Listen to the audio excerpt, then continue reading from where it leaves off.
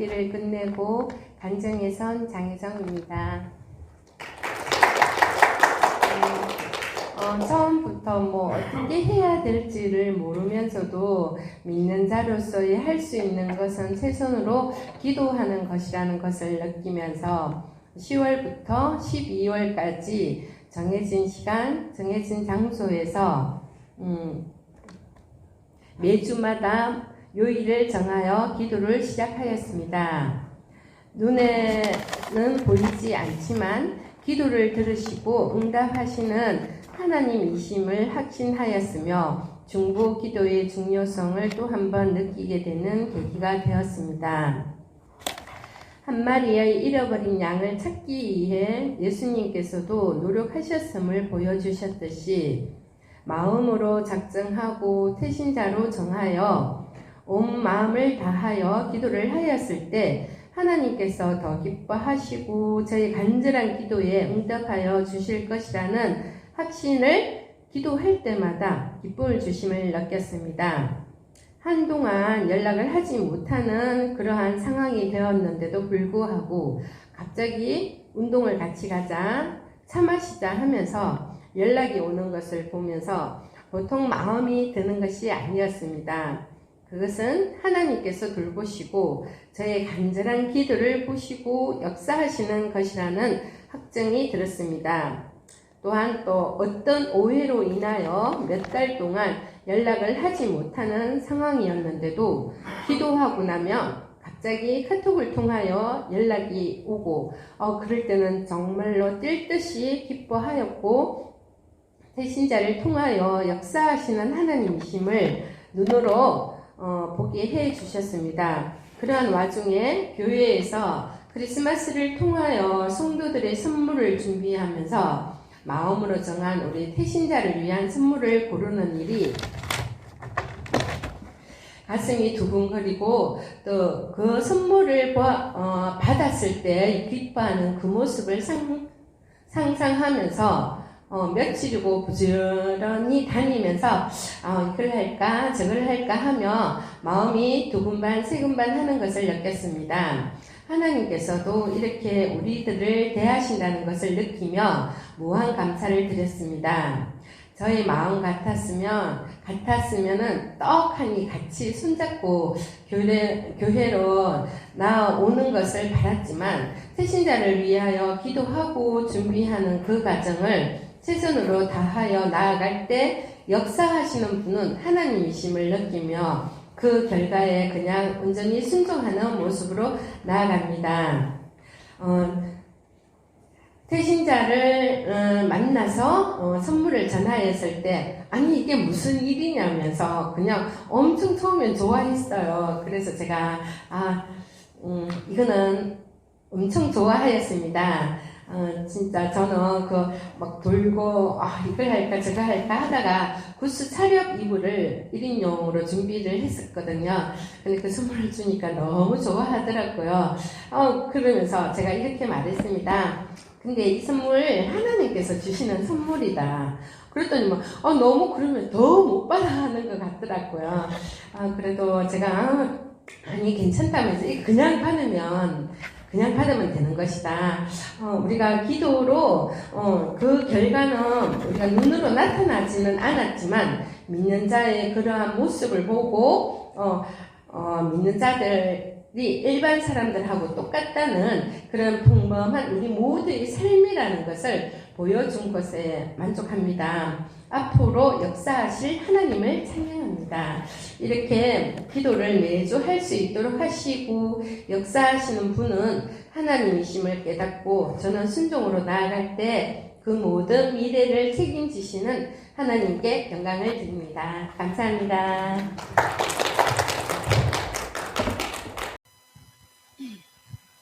10월 11일부터 12월 31일까지 약 3개월 동안 영혼 구원을 위한 한 사람 찾기를 하면서 중보 기도실에서 요일과 시간을 정해 기도하는 시간을 가졌습니다. 영혼 구원을 위한 한 사람 찾기란 믿음으로 어떤 개인을 전도하고자 할 때 그의 죽어있는 영혼을 나의 마음속에 잉태하여 하나님 아버지께 간절히 기도함으로써 성령의 감동으로 그 영혼이 깨어 주님을 영접하게 된다는 원리입니다. 저는 이번 한 사람 찾기를 위해 주변을 돌아보게 되었습니다. 그 중에서 제 사무실에 근무하는 장민아님과 방수공사로 알게 된 홍동기 사장님을 적어냈습니다. 목사님이 왜 이 두 분을 위해 기도하게 되었느냐고 질문을 했습니다. 장민아님은 저희 회사에 입사해서 전도하고 싶은 마음은 있었지만 쉽지 않았는데 자신의 의지와 상관없이 계속되어지는 아픔과 고통, 불행을 보면서 제 안에 긍휼의 마음이 생겼습니다. 장민아님의 영혼을 위해 기도하고자 하는 마음이 생겼습니다.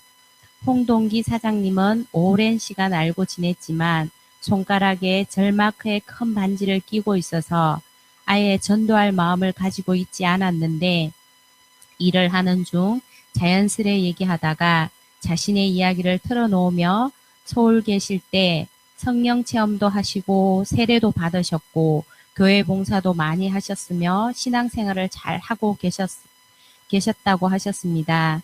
울산으로 내려오면서 교회에 갔었는데 시험이 들어서 지금까지 가지 않고 계셨다고 합니다. 이야기를 들으면서 다시 주님께로 돌아와야 할 주님의 자녀였구나라는 생각이 들었습니다. 지금까지 오늘도 매주 우리 교회의 영상 예배를 보내주고 있습니다. 속히 주님께 돌아오기를 기도하고 있습니다. 장민아님은 어렸을 때 친구 따라 교회 간 적이 있었는데 고모가 스님이라고 합니다. 그래서 교회 다녀왔다고 아버지에게 크게 혼난 적이 있어서 그 이후로는 교회에 가지 않았다고 했습니다. 허물과 죄로 죽었던 한 영혼을 살린다는 것은 사람의 힘으로는 되지 않는 것 같습니다. 성령님의 도우심을 잊고 노력을 쏟을 때 이루어지는 신령한 사역인 것 같습니다. 바울이 고백했지요. 아볼로는 심었고 나는 물을 주었고 성령님은 자라나게 하신다고요. 영혼 구원이란 철저하게 주님이 하신다는 믿음이 있어야 제 자신이 전도하면서 실망하거나 낙담하지 않는 것 같습니다. 저는 주님이 기뻐하시는 영혼을 향해 믿음의 씨앗으로 심었습니다. 기도라는 물을 주었고 섬김으로 가꾸는 역할을 끝까지 하려고 합니다. 성탄절 선물을 준비하면서 제 자신이 기뻤습니다. 누군가에게 귀한 것을 준다는 것은 행복입니다. 홍동기 사장님께는 남성용 화장품 세트를 준비했고 장민아님께는 건식 조교기를 선물했습니다. 이 선물보다도 더 귀한 선물이 구원인데 두 분이 마음문이 열려서 구원의 선물을 꼭 받았으면 좋겠습니다. 너희는 먼저 하나님 나라와 하나님의 의를 구하여라. 그리하면 이 모든 것을 너희에게 더하여 주실 것이다. 마태복음 6장 33절. 또 너희가 기도할 때에 이루어질 것을 믿으면서 구하는 것은 무엇이든지 다 받을 것이다. 마태복음 21장 22절. 중보기도 시작할 때 목사님이 기도하는데 제일 앞에 그 말씀을 적어 놓으신 말씀이거든요. 이 말씀을 붙들고 기도했는데 기도는 태신자를 잉태한다는 것은 자녀를 잉태할 때 10달 동안 뱃속에서 이렇게 태교를 하면서 기도하잖아요. 그런 마음으로 이제 3개월이 지났는데 어떠한 결과가 드러난 것은 없지만 그래도 그 조그만한 구름이 나타난 것을 보고 비가 오는 것을 예상했듯이 이 기회를 통해서 한 영혼을 품고 기도하는 것이 하나님 얼마나 기뻐하신다는 것을 깨닫는 시간이었습니다. 그래서 기도는 계속됩니다. 내 영혼아 주 찬양하여라. 온 뜻과 정성을 다모아서 사랑과 하시니 주 안에 참된 기쁨이 넘치도다. 내 영혼아 주 찬양하여라. 그 발로 행하신 그 위엄을 인자와 자비 풍성하시니 온 세상 모두 할리라 세세토록. 내 영혼아 주 찬양하여라. 능력과 권세로 다스리네. 교만한 자는 물리치시고 이 낮고 천한 백성들 높이시네. 내 영혼아 주 찬양하여라. 하나님 약속을 늘 신실해. 온 세상 향해 크게 말하라. 내 주님 위대하심을 영원토록.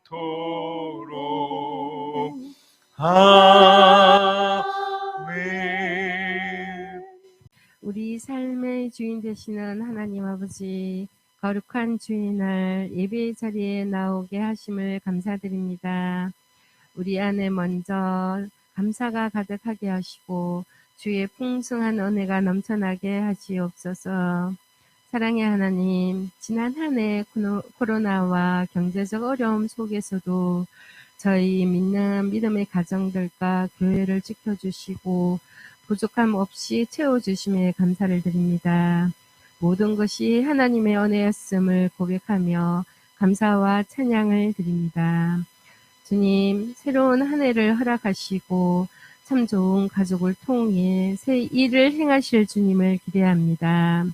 함께 하여 주시고 1년 52주 주일 성소할 수 있도록 저희들에게 믿음과 건강을 허락하여 주시고 기쁨과 감사로 헌신할 수 있도록 성령 충만함으로 채워주시어 영광 받으시는 한 해가 되게 하여 주시옵소서. 사랑의 하나님, 이 시간 우리나라를 위해 기도드립니다. 2022년 대한민국의 국가 안보를 지켜주시고 대한민국을 통합할 새 대통령을 세워주시옵고 대한민국이 하나님 은혜로 코로나를 온전히 극복하고 발전하게 하시옵고 하나님을 의지하고 예배하는 믿음의 나라가 되게 하옵소서. 이 시간 담임 목사님을 통하여 생명의 말씀을 듣게 하여 주시니 감사드립니다. 전하시는 말씀 위에 건세가 있게 하여 주시고 그 말씀이 우리의 삶의 능력으로 나타나게 하여 주시옵소서. 주님 앞에 힘들고 지친 몸 이끌고 나온 주의 자녀들이 오늘 주시는 말씀으로 힘을 얻게 하시고 믿음으로 승리하게 하여 주시옵소서.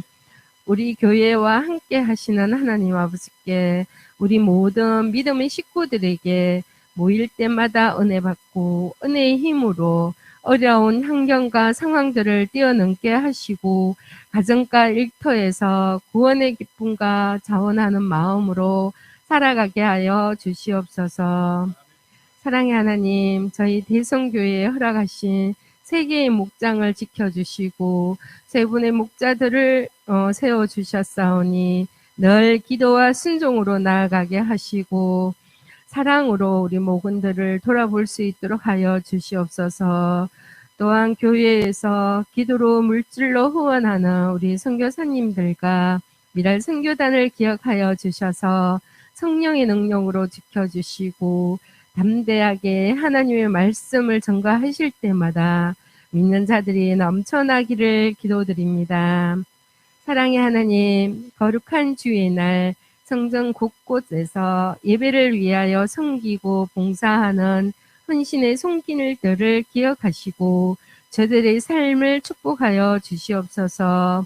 예배의 시종을 성령님께서 온전히 지켜줄 줄 믿사오며 우리를 구원하시는 우리 주 예수 그리스도의 이름으로 기도드립니다. 아멘. 사무엘상 2장 18절 26절 시작.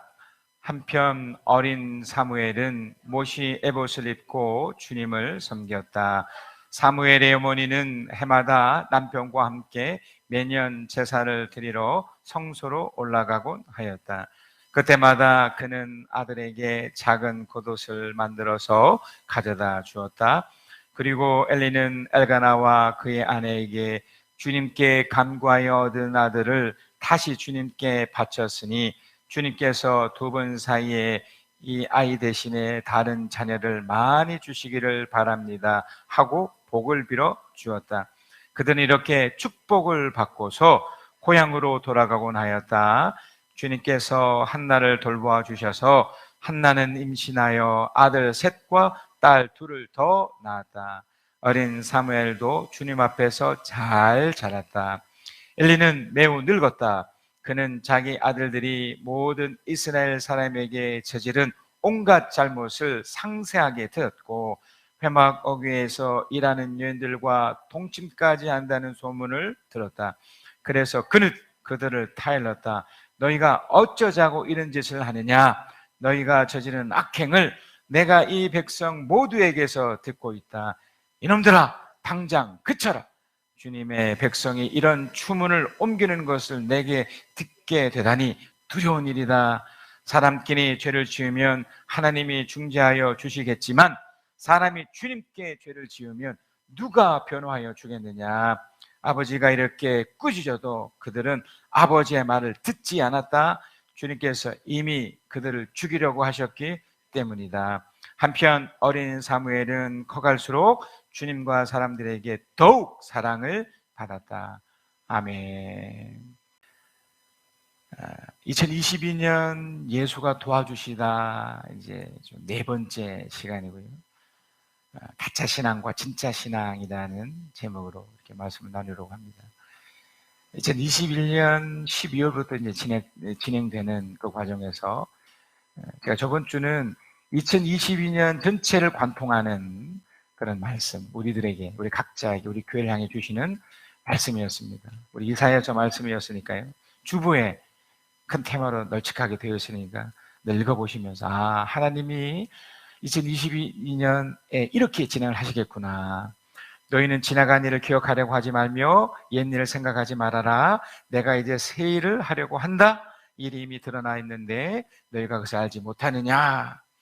내가 광야의 길을 내게 했으며 사망의 강을 내게 했고 들짐승도 나를 공경할 것이다. 이리와 타조도 나를 찬양할 것이다. 내가 택한 내 백성에게 물을 마시게 하려고 광야에서 물을 대고 사막의 강을 내었기 때문이다. 이 백성은 나를 위하여 내가 지은 백성이다. 그들이 나를 찬양할 것이다. 벌써 1월 달부터 하나님이 기적을 주셔서 우리 교회에 엄청난 일이 진행이 되었고 앞으로 또 계속 진행될 거라 믿습니다. 무려 25년 동안 나무 신협 속에 진행됐던 그 대출이, 사실 대출도 빨리 이렇게 없었어야 되지만 하여간 그것이 이제 신협 새마을금고 쪽으로 옮겨지면서 그 기적처럼, 여러분 지금 금리가 엄청나게 뛰고 있다는 걸 아시죠? 근데 정말 기적처럼 지금 그 전국에서 유일하게 지금 2%대 대출을 하는 이곳입니다. 그래서 이제 1월 달에 만에 했더랬으면 이미 뭐 어플라이도 할 수도 없었고요. 너무 고맙게 작년 10월 때 진행을 하고 있다가 아주 갑작스럽게도 진행이 돼서 이렇게 됐습니다. 그래서 무려 이제 이자에 무려 한 30여만 원을, 25만 원 정도를 우리가 세이브를 했고요. 또 약 5천여만 원 이상의 돈을 또 이렇게 갚았습니다. 놀라운 일들이 일어나고 있죠. 여러분 어떠실지 모르지만 이미 이 교회에서 오랫동안 있으셨던 분들은 아실 겁니다. 이게 얼마나 엄청난 일이고 또 이전 목회자들이 할 수 없었던 것을 하나님이 저를 사용해 주셔서 이렇게 진행하고 있고 펼쳐지고 있다는 것. 그래서 그런지요. 뭐 저도 마찬가지지만 우리 성도의 가정들마다 좋고 행복한 일들이 계속 일어나고 있습니다. 여러분이 그걸 그냥 그냥 되는가 보다라고 여기시면 안 돼요. 이건 신앙의 결과고 하나님이 지금 우리를 도와주셔서 진행되고 있는 기적 같은 일들입니다. 이거를 감사하게 또 은혜도 받으셔야지 이거를 마치 무슨 요행처럼 이렇게 여기시면 안 되고요. 특별히 현실적으로 어떤 이 재정, 이 돈에 관련된 것은 정말 아주 예민하고 민감한 것이기 때문에 정말 기도하셔야 되고요. 여러분 각자의 삶 속에서도 이런 부분들이 있잖아요. 우리 힘으로 어떻게 안 되는 영역이잖아요. 그러니까 더 주님께 기도하시면서 이제 나가셔야 됩니다. 자, 그래서 가짜 신앙이 뭔지, 그래서 진짜 신앙이 뭔지를 여러분이 정확히 아셔서 이걸 잘 적응하면서 가셔야 됩니다. 자, 물론 여러분 우리가 신앙생활이 쉽지 않다는 것을 압니다. 왜냐하면 하나님이 안 보이잖아요. 살아계시고 우리가 도와주심을 믿고 또 순종하면서 사는 것이라는 건 다 알고 있지만 실제적인 삶의 현실 속에서 눈에 보이지 않는 하나님이시니까 이게 직접적으로 안 와닿거든요. 제가 좀 전에 어떤 대출에 관련된 부분을 제가 설명해 드렸지만 이 당사자가 아니면 이건 아니거든요. 이제 저 같은 경우는 어떻게 됐든 이 빚에 대해서 제가 책임을 지는 사람이잖아요. 여러분이야 이렇게 훅 떠나시면 그만이지만 이제 제 입장에서는 이제 만약에 무슨 일이 생기면 그 돈을 제가 갚아야 돼요.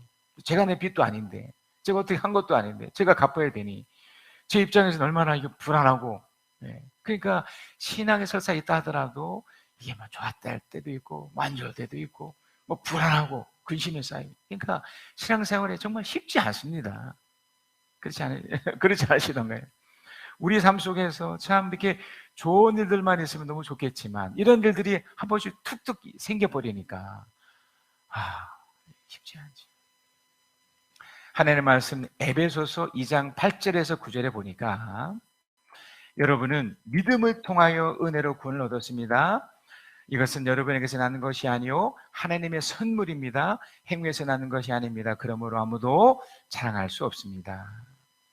신앙생활이 어떤 면에서는요, 은혜이고 또 이제 어떤 축복의 한 그 과정이지만, 그러니까 우리 입장에서는 그게 은혜고 이렇게 자랑할 수 없는 어떤 선물이기는 하지만 우리 입장에서는 이것을 어떻게 이렇게 눈으로 보여주는 것으로 딱 이렇게 만져지지 않는 이상 모른다는 거예요.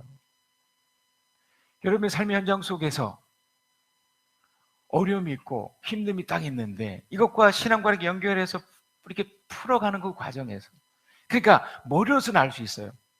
믿음을 통해서 은혜로 구원을 받은 것은 내가 알겠는데 그것이 또 천국에 가야 천국인 거잖아요. 근데 현실 속에서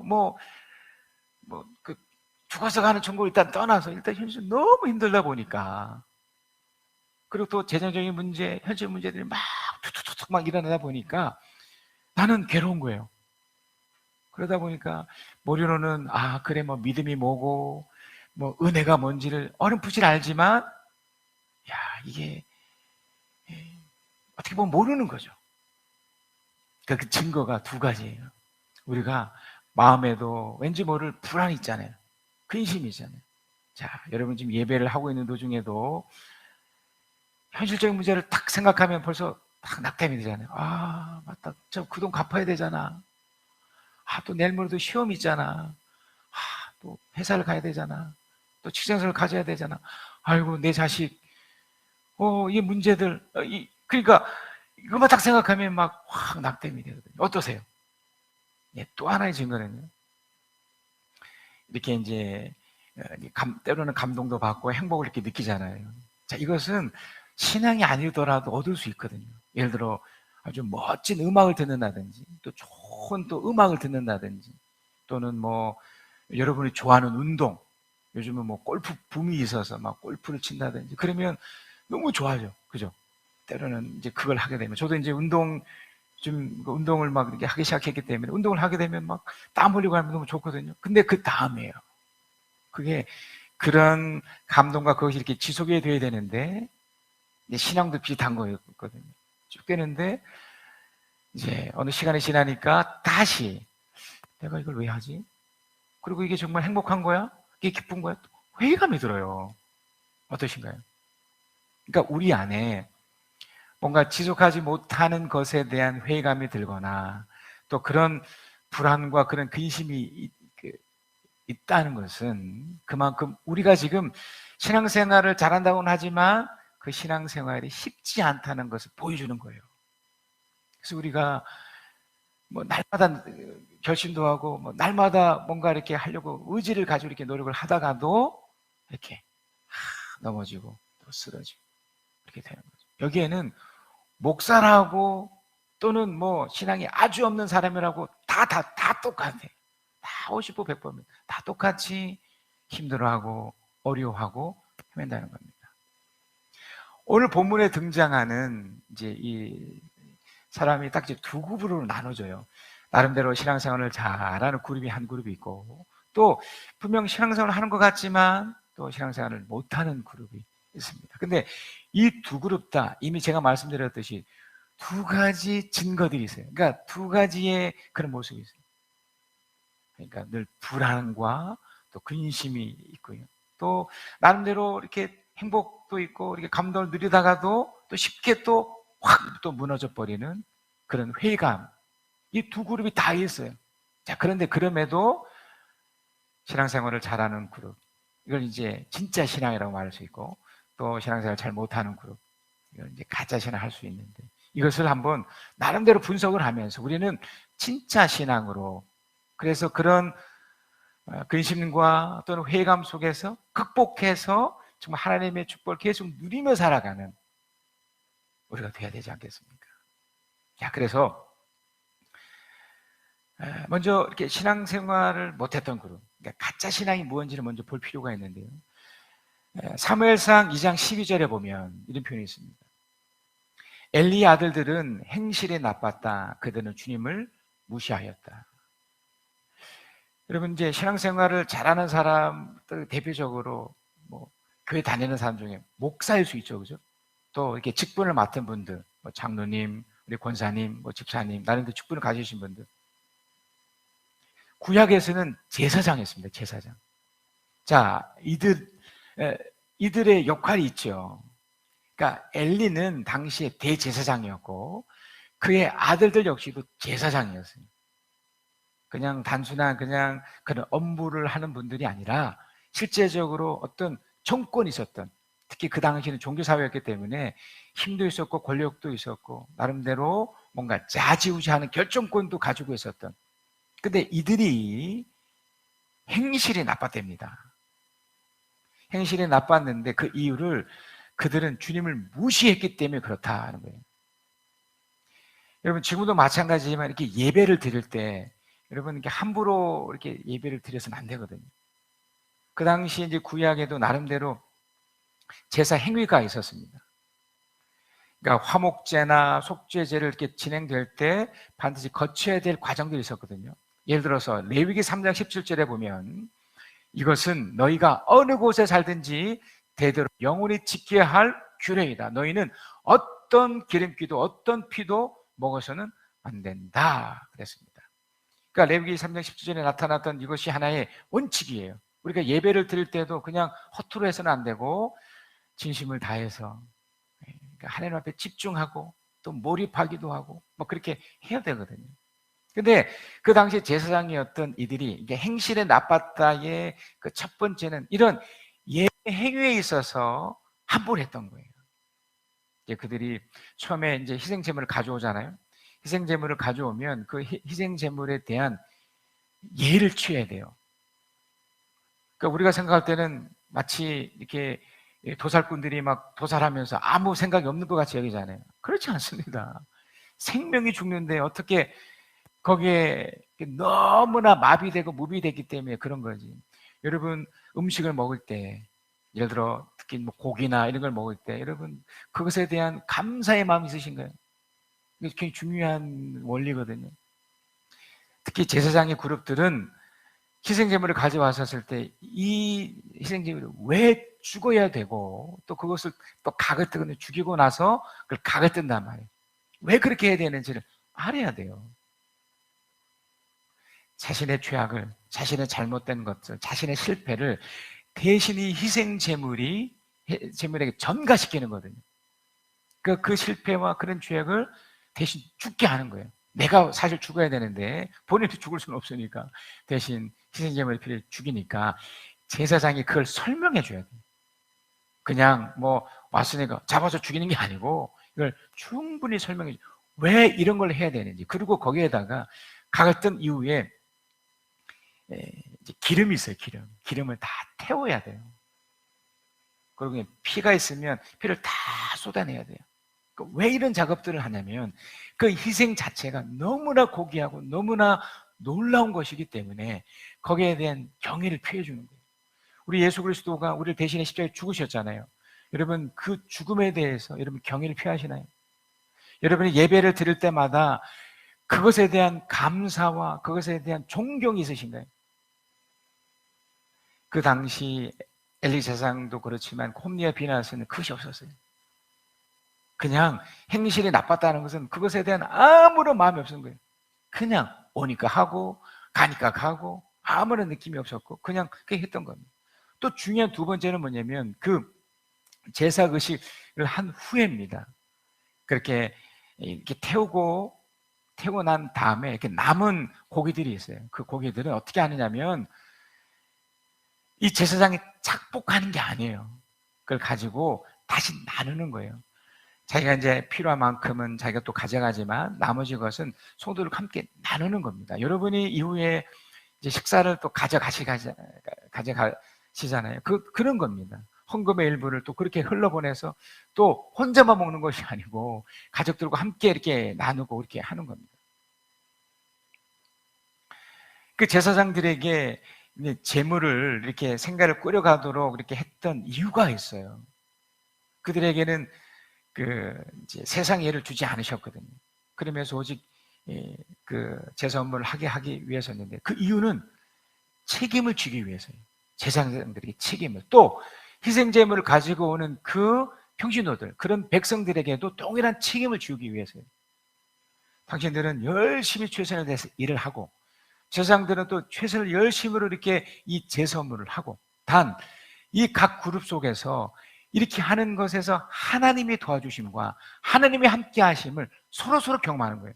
그래서 희생제물을 가져올 때, 또 희생제물을 가지고 이 제사장이 제사할 때 두 사람은 동일하게 하나님이 하신 것들을 거기에 희생제물을 바치면서 서로 감사하고 서로 또 존경하고, 이 제사장 그룹은 이들을 향해서, 왜냐하면 이들이 가져왔기 때문에 또 그중에 일부를 본인이 얻는 것이니까 그에게 감사를 표현해야 되고, 마찬가지로 이들은 이걸 또 가져와서 하나님께 또 대신 또 제사를 드려주기 때문에 이 제사장들이 또 감사를 표현해야 돼요. 이건 서로 존중하는 거예요. 서로 존중하고 서로 감사하고 이렇게 해야 됩니다. 우리가 마치 이렇게 축복 나눔을 서로 하는 것처럼. 그러나 이 홈리와 비나스는 그렇게 하지 않아요. 오직 자기들 것만 착복해서 자기들 것만 가졌던 거예요. 감사하지 않았습니다. 그리고 이 희생제물을 가져온 그들에게 감사하지도 않았고 하나님께도 감사하지 않았고 그냥 그렇게 지냈던 거예요. 사무엘상 2장 13절에서 14절에 보니까 제사장이 백성에게 지켜야 하는 규정이 있었는데 그들은 그것도 무시하였다. 누군가가 제사를 드리고 그 고기를 삶고 있으면 그 제사장의 종이 살이 3개 달린 갈고리를 들고 와서 냄비나 솥이나 큰 솥이나 가무솥에 갈고리를 찔러 넣어서 그 갈고리에 걸려 나오는 것은 무엇이든지 제사장 몫으로 가져갔다. 실로에 와서 주님께 제물로 바친 이스라엘 사람들이 모두 이런 일을 당하였다. 기가 막히죠. 아까 말씀드렸듯이 그런 원칙이 있고 절차가 있고 그런 과정이 있는데 그걸 다 무시하고 자기 멋대로 하고 싶으면 하고 하시면 말고 그러면서 자기가 막 착복을 하는 거예요. 이제 헌금, 이렇게 바쳐진 헌금에 대해서도 목회자가 자기 마음대로 함부로 쓰고 그렇게 해버리는 거예요. 그게 얼마나 위험하고 무서운 건지도 모른 채 그렇게 했던 거죠. 심지어 이 사람들이 이렇게까지 해요. 우리 아버지 엘리 제사장은 삶은 고기를 원하지 않기에 구워 먹을 고기를 원하기 때문에 삶기 전에 날 걸 그냥 가져오. 그러니까 희생제물로 가져오는 건데 아예 그 전에 벌써 가져가 버린 거예요. 정말 악한 거죠. 이들은 여호와의 제사를 무시하고 멸시했습니다. 한 번 더 점검해 보십시다. 왜 그랬을까요? 도대체 이들이 얼마나 그렇게 잘났길래 이렇게 하나님 무시했을까요? 첫 번째는요, 그들의 마음에는요, 하나님을 두려워하지 않았습니다. 두려운 하나님을 놓친 거예요. 그들은 단순히 하나님이 돈벌이 수단이었습니다. 심지어 제사회를 돕는 여인들과 동침까지 너무나 무서운 사람들이 변질이 돼버렸죠. 하나님을 두려워하지 않기 때문에 행해지는 모든 악한 일들이 우리 주위에도 얼마나 많이 일어나고 있습니까? 여러분, 정말 하나님을 두려워한다면 절대로 이런 행동을 할 수가 없거든요. 저도 늘 여러분에게 말씀드리지만, 제가 이렇게 말씀을 전하는 와중에도 제가 전하는 말씀이 만약에 하나님 보실 때 잘못되고 틀렸던 말이냐면 저는 여기서 바로 즉사할 수도 있어요. 저는 2021년 그 한 날을 저는 기억을 합니다. 제가 한 2번에 걸쳐 또 간증도 나누었지만, 그때 제 마음속에 들었던 마음은 이렇게 전하다가 내가 죽을 수도 있구나. 내가 함부로 살았기 때문에, 내가 이렇게 방치했기 때문에 내가 하나님을 죽을 수도 있구나. 죽음을 당할 수도 있겠구나. 여러분, 우리의 인생이 내게 아니기 때문에 하나님을 두려워하는 삶, 이걸 경외하는 삶인데, 이런 삶을 살지 않으면요, 어떻습니까? 하나님이 그 즉시 손을 대실 수 있어요. 만약에 그렇게 하지 않는 이유는 딱 2가지예요. 하나는 우리에게 기회를 주시는 거고, 또 하나는 누군가가 그 사람이 기도하고 있다 때문에 그런 거예요. 그 2가지밖에 없어요. 마치 자식이 잘못했었을 때 부모가 막 혼을 내려고 할 때 그 옆에 있는 할머니나 또 할아버지나 또는 뭐 남편이나 아내가 그 누군가가 막 혼내려 할 때 붙잡는, 제발 한 번만 봐줍시다. 제발 한 번만 더 기회를 줍시다. 그것 때문에 때리려는 그 아버지, 때리는 엄마가 잠시 멈추고 있는 것뿐. 명심하셔야 됩니다. 하나님을 두렵고 떨림으로 하나님을 바라보셔야 돼요. 2번째 이유가 있어요. 그들이 하나님의 제사를 무시하고 멸시했던 이유는 하나님을 당연히 이제 두렵지 않기 때문에 또 무엇을 또 가졌을까요? 하나님에 대한 믿음이 없었던 거예요. 당연하죠. 하나님이 두렵지 않은데 하나님을 마음껏 생각하니, 지 마음대로 생각하니 하나님에 대한 무슨 믿음이 있었겠습니까? 하나님을 찾는 자에게 상 주시고 보상하시고 축복하시다는 것을 믿을 수 없었던 거죠. 그러니까 그들은 자기 마음대로 했던 거예요. 근데 가장 심각한 문제가 뭔지 아세요? 그들이 뭐 하나님을 무시하고 뭐 멸시하고 뭐 믿음이 없고 이런 것은 뭐 둘째 치더라도 가장 강력한 문제는 뭐냐면 그 사람들을 보고 있었던 주위의 사람들이에요. 그러면 본인의 행실이 워낙 악해지다 보니까 그를 보고 있었던 대부분의 사람들, 그 아버지는 말할 것도 없고 주위의 사람들이 실망감과 피로감을 가졌던 거예요. 실망감을 가지죠. 여러분 그런 거 느끼시잖아요. 자녀가 뭔가 잘못하고 했었을 때 부모가 느낄 실망, 크거든요. 물론 그 아이에 대한 너무 과소평가도 잘못됐고 과대평가도 잘못되었지만 실수할 수 있고 틀릴 수 있어요. 하지만 부모기 때문에 자녀에 대한 기대치가 있거든요. 근데 거기서 그걸 해주지 못했을 때 나타난 실망감 있잖아요. 그 실망감. 제사장이고 당시에 종교적 지도자였고 어떤 결정권자가 뭔가 잘못한 걸 보았을 때 그 실망감이 크잖아요. 우리가 지금 대통령 선거를 앞두고 있지만 누가 돼야 되고 누가 할지 모르겠지만 우리는 그런 지도자들을 보면서 다 실망이 되잖아요. 그들의 사생활, 그들의 행동, 그들의 모습들을 보면 실망이 되잖아요. 나를 보자고요. 내가 어떤 행동을 했었을 때 내가 누군가가 만약에 실망을 하면 어떻게 될까? 어떠십니까? 나의 어떤 말 때문에, 내 행동 때문에 누군가가 나에게 실망을 하고 피로감을 들면 어떻게 될까? 여러분 이걸 생각하셔야 돼요. 우리 전도 대상자로 있었던, 제가 지금도 기도하고 돕고 있는 우리 천남의 경우도 정말 교회도 열심히 다니고 그랬던 친구가 목회자 때문에 실망을 해서 심지어 그 여파가 저희까지도 와요. 제가 목회자는 제 직업이 목사니까 그걸 보면서 더불어 한꺼번에 통으로 다 실망을 해버리는 거죠. 그러면서 저에게 했던 말 중에 나 앞에서 절대 교회 가자는 말 하지 마라. 나 싫다. 딱 전제를 깔아요. 여러분 주위에 함께하는 분들 한번 보세요.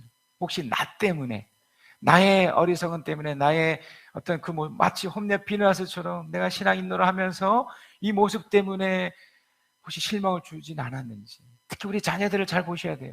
우리 자녀들이 내가 신앙이 있다고 하면서 나의 어떤 모습 때문에 혹시 실망을 주거나 피로감을 주지 않았는지를 명심하셔야 됩니다.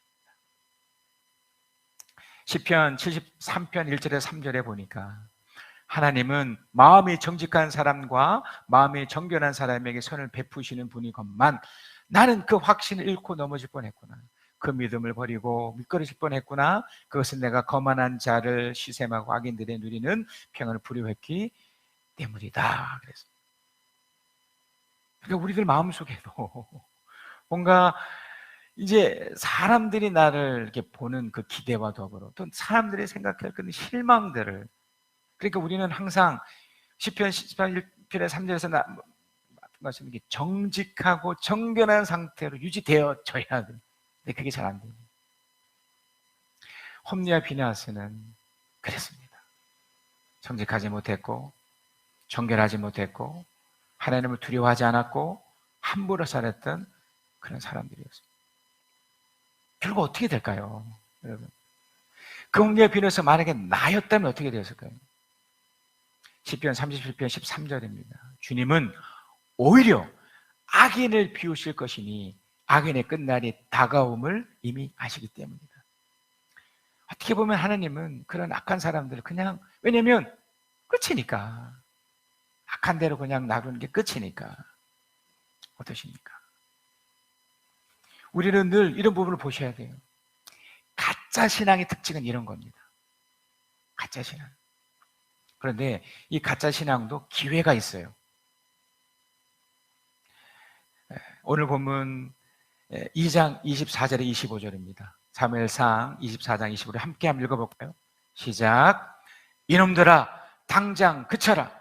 주님의 백성이 이런 추문을 옮기는 것을 내가 듣게 되다니 두려운 일이다. 사람끼리 죄를 지으면 하나님이 중재하여 주시겠지만 사람이 주님께 죄를 지으면 누가 변호하게 주겠느냐.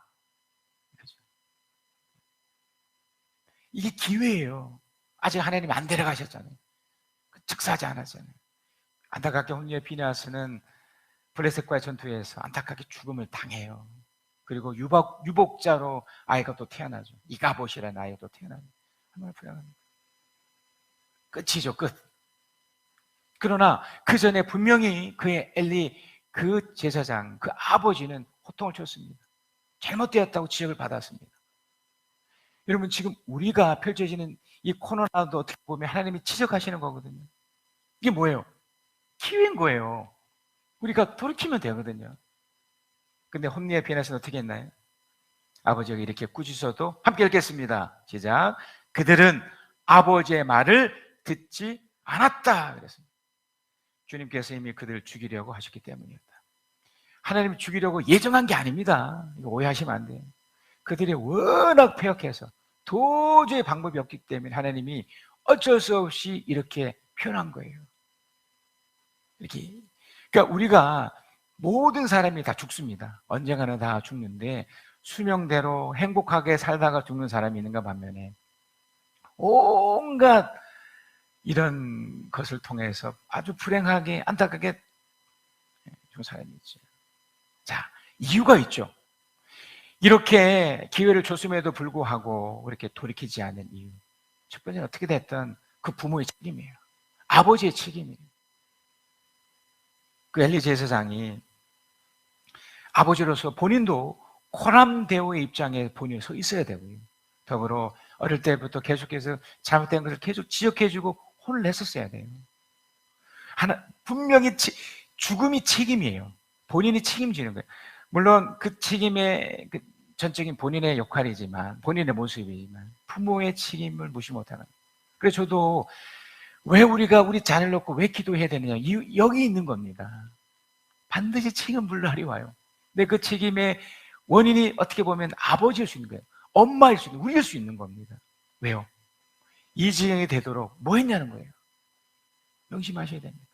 엘리 제사장은 최선을 다했습니다. 그러나 그 책임을 하나님 물으시는 겁니다. 만약에 우리 자녀들이 잘못된 길을 가고 있는데 하나님은 뭐라고 하시겠습니까? 분명히 책임을 먼저 우리에게 묻지 않으시겠습니까? 우리에게. 그래서 여러분 어떻게 보면 그 책임이 강한 만큼 거기에 대한 걸맞는 징계도 강해야 돼요. 세상에는 감옥의 제도가 있잖아요. 감옥. 잘못하면 감옥을 보내요. 자, 그런데 감옥에 갔던 사람들이 놀라운 경우는 또 감옥에 가요. 그 왜 그럽니까? 한번 감옥에 갔다 온 사람들이 뭐 이 정도 죄를 줘도 뭐 이 정도 뭐 살만하네, 괜찮네, 또 짓는 거예요. 그러니까 마치 이게 훈령처럼 여겨요. 감옥에 간 것이 무슨 뭐 자랑거리도 아닌데 전과 1범, 전과 2범, 심지어 뭐 몇십 범 되는 분도 있잖아요. 그게 마치 자랑하는 것처럼, 뭐 대단한 것처럼. 그게 뭘 말합니까? 어떻게 보면 심판의 강도가 더 세져야 돼요. 그러니까 그래서 여러분 우리가 아직 겪지 못했기 때문에 그게 죽음의 심판, 그러니까 하나님 앞에, 하나님 보좌 앞에 마지막 서는 그것이 얼마나 무섭다는 걸 아직 우리가 모르니까 이게 막 살고 있는 거죠. 그걸 조금이라도 알면 우리는 이렇게 살면 안 돼요. 절대로 이렇게 살면 안 돼요. 그렇기 때문에 우리는 분명하게 이 사실을 알아야 됩니다. 부모의 책임이지만 결국 자기 자신의 책임이에요. 누구를 탓할 수 없습니다. 여러분 이후에 하나님 앞에 딱 서보세요. 여러분 뭘 하시겠습니까? 내가 잘못된 것들에 대해서 누구를 핑계 댈 겁니까? 코로나 핑계 댈 겁니까? 뭐 정부 탓할 겁니까? 그리고 또 뭐 부모 탓할 거예요? 아니에요. 자기 책임. 하나님을 탓할 거예요? 하나님은 그러라고 한 적도 없는데. 잘못에 대한. 그러니까 심판을 무서워할 줄 아셔야 돼요. 우리 히브리서 6장 4절에서 8절입니다. 우리 한 목소리 함께 읽어봅니다. 시작. 한번 빛을 받아서 하늘의 은사를 맛보고 성령을 나누어 받고 또 하나님의 선한 말씀과 장차 올 세상의 권능을 맛본 사람들이 타락하면 그들은 새롭게 해서 회개에 이르게 할 수 없습니다. 그런 사람들이야말로 하나님의 아들을 다시금 십자가에 못 박고 욕되게 하는 것이기 때문입니다. 땅이 자주 내리는 비를 흡수하여 농사짓는 사람에게 유익한 농작물을 내주면 그 땅은 하나님께로부터 복을 받습니다. 그러나 가시덤불과 엉겅퀴를 내면 그 땅은 쓸모가 없어지고 저주를 받아서 마침내는 불에 타고 말 것입니다. 여러분 이건 제 말이 아닙니다. 하나님 말씀이에요. 분명하게. 그래서 우리는 가짜 신앙으로 절대로 살아서는 안 돼요.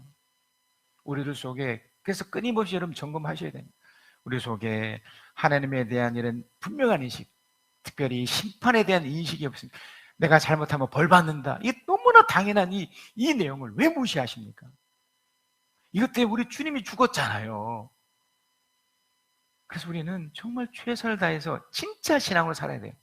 자, 그러면 이미 뭐 다 답이 나왔지만 어떻게 타락하지 않고 어떻게 진짜 신앙으로 살 수 있을까? 첫 번째는 우리는 이미 흔적이 있습니다. 우리가 신앙생활을 이렇게 하고 있지만 우리는 이미 사탄과 이렇게 연합해서 살았던 흔적이 있어요.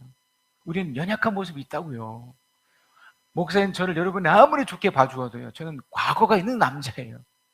여러분 스스로 한번 돌이켜보세요. 여러분이 다 과거가 있습니다. 사람들에게만 들키지 않았지 하나님 앞에서는 다 들켰던 사람들이잖아요. 우리가 얼마나 거짓말을 많이 했고 얼마나 악했고 얼마나 음란하고 얼마나 못됐었는지는 우리는 다 알잖아요. 우리 스스로 알잖아요. 모르십니까? 저는 압니다. 우리 주님이 다 해결해 주셨지만 우리는 이런 흔적이 있기 때문에, 그래 진짜 신앙의 첫 번째는요, 이걸 직면하시라는 거예요. 우리 흔적이 있기 때문에 이것을 알고 있으셔야 되는 거예요. 나는 이랬었던 존재, 나는 과거가 있구나. 이건 없앨 수가 없어요. 우리가 천국에 가도 하나님 이걸 다 들춰보실 거예요. 들춰보시면서 야 너 이랬고 이렇게 하려는 것이 아니고 이런 흔적 속에 내가 이랬었지, 그런데 이렇게 바뀌고 있네, 변화되고 있으셔야 돼요. 히브리서 12장 4절입니다. 여러분은 죄와 맞서서 싸우지만 아직 피를 흘리기까지 대항한 일이 없습니다.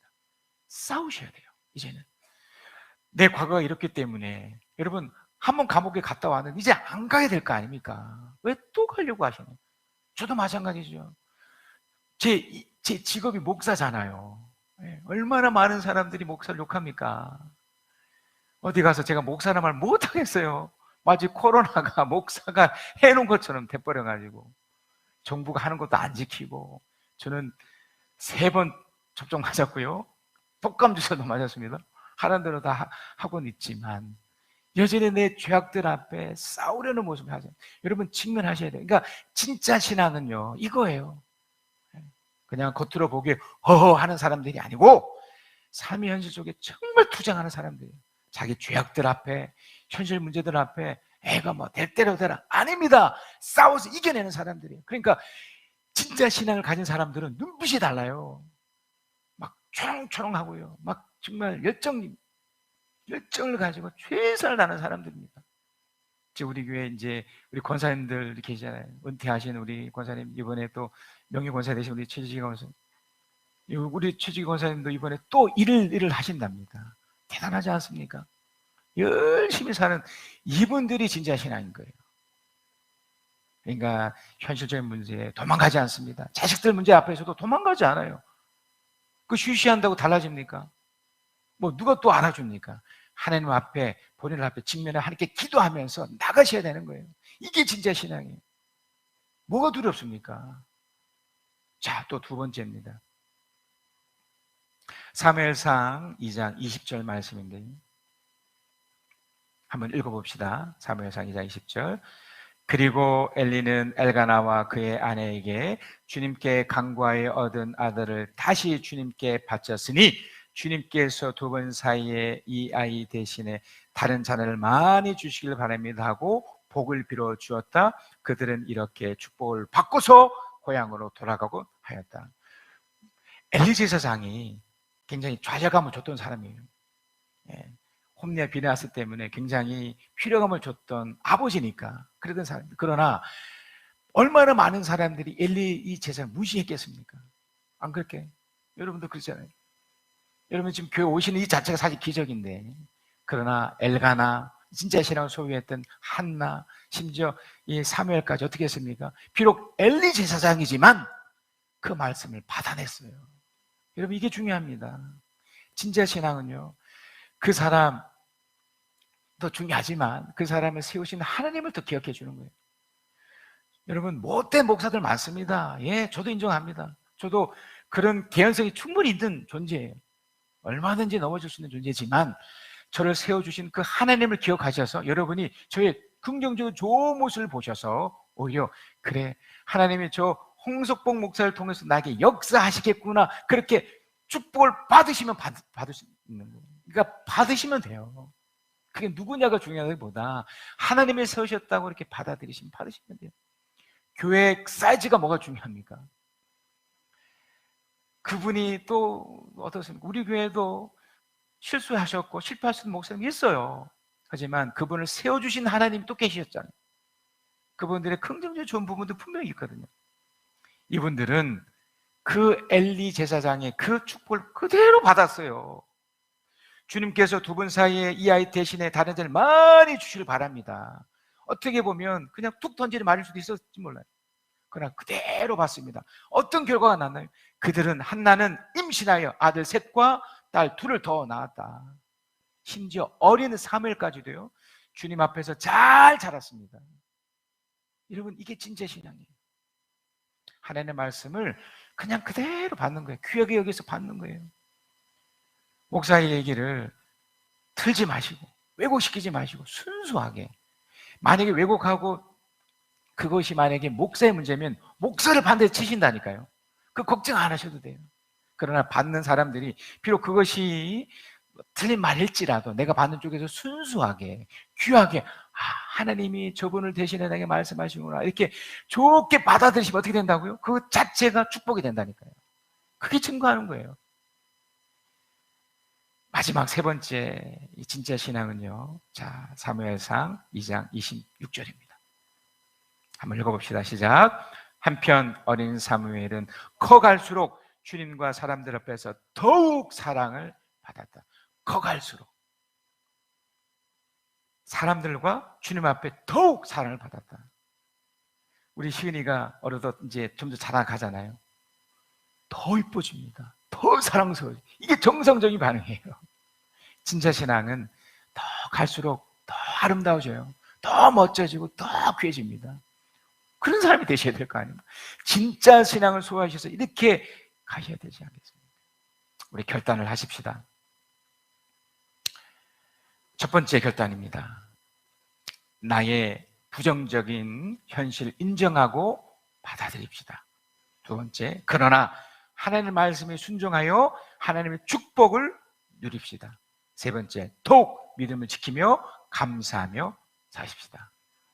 여러분, 이 결단이 마음에 드시면 같이 따라 하겠습니다. 시작. 1. 나의 부정적인 현실을 인정하고 받아들입시다. 2. 그러나 하나님의 말씀에 순종하며 하나님의 축복을 누립시다. 3. 더욱 믿음을 지키며 감사하며 사십시다. 이제 여러분의 입술을 열어 보시면서 이렇게 결단한 시간을 가지십시다. 기도하는 시간을 갖겠습니다. 하나님 사랑의 눈으로 너를 어느 때나 바라보시고 하나님 참 귀로서 언제나 너에게 기울이시니 어두움에 밝은 빛을 비춰주시고 너의 작은 신음에도 응답하시니 너는 어느 곳에 있든지 주를 향하고 주만 바라볼지라 주만